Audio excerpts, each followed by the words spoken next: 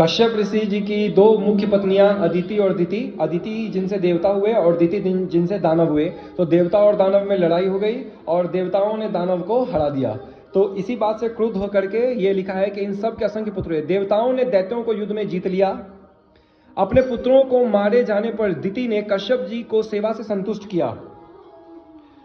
वह इंद्र का संहार करने वाले पुत्र को पाना चाहती थी।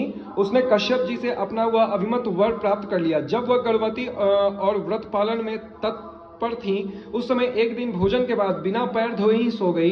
तब इंद्र ने यह छिद्र त्रुटि दोष ढूंढकर उसके गर्भ में प्रविष्ट हो उनके गर्भ के टुकड़े टुकड़े कर दिए, किंतु व्रत के प्रभाव से उनकी मृत्यु नहीं हुई। वे सभी अत्यंत तेजस्वी और इंद्र के सहायक 49 मरुत नामक देवता हुए। मुने यह सारा वृतांत मैंने सुना दिया।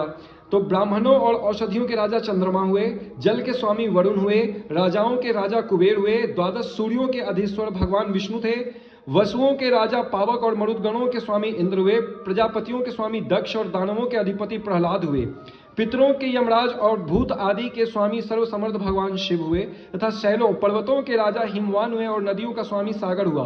गंधर्वों के चित्ररथ, नागों के वासुकी, सर्पों के तक्षक और पक्षियों के गरुड़ राजा हुए। श्रेष्ठ हाथियों का स्वामी इरावत हुआ और गौओं का अधिपति साण।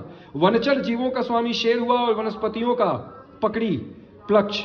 घोड़े का स्वामी उच्चैश्रवा हुआ और सुधर्मा पूर्व दिशा का रक्षक हुआ। दक्षिण दिशा में शंखपद और उत्तर दिशा में हिरण्य रोमक राजा हुआ। यह प्रतिसर का वर्णन किया गया।